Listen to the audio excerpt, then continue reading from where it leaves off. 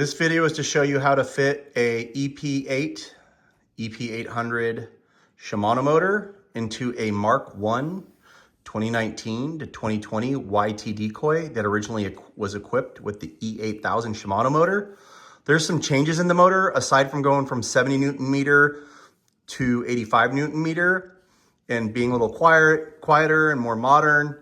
There's some total clearance issues. This bike is a small frame, so I'd love to hear from you if you have more space, namely right here on a large, medium, or XL.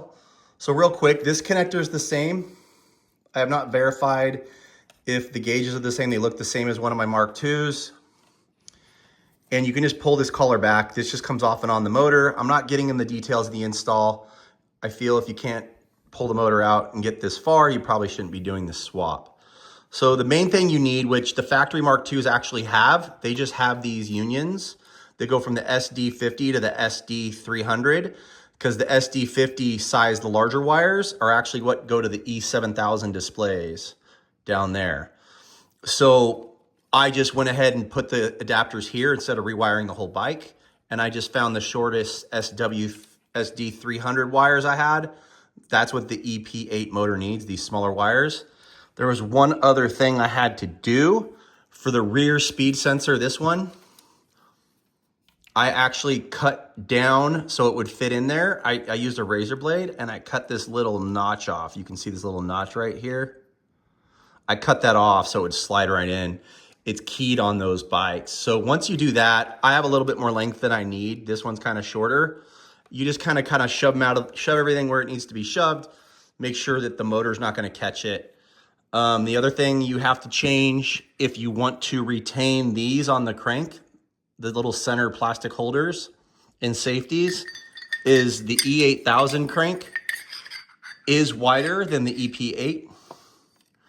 You can see the E8000 crank on the right is wider. It would bolt up and spline, but you would not be able to run the cap.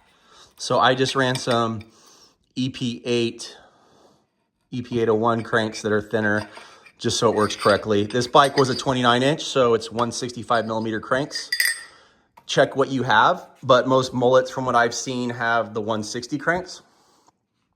And so just to show you what I had to do to make it fit, I'm just gonna hang the wires here.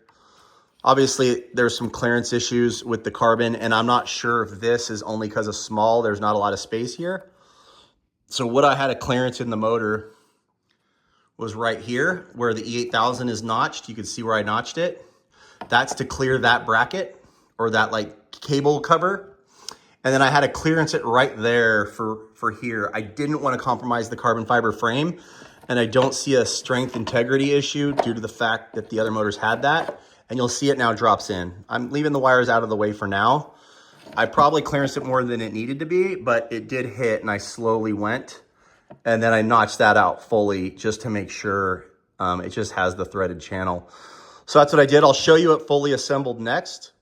But those are the components needed. And I'd love to hear from you if a large, a medium, XL, or large didn't need any of the extra clearancing down here.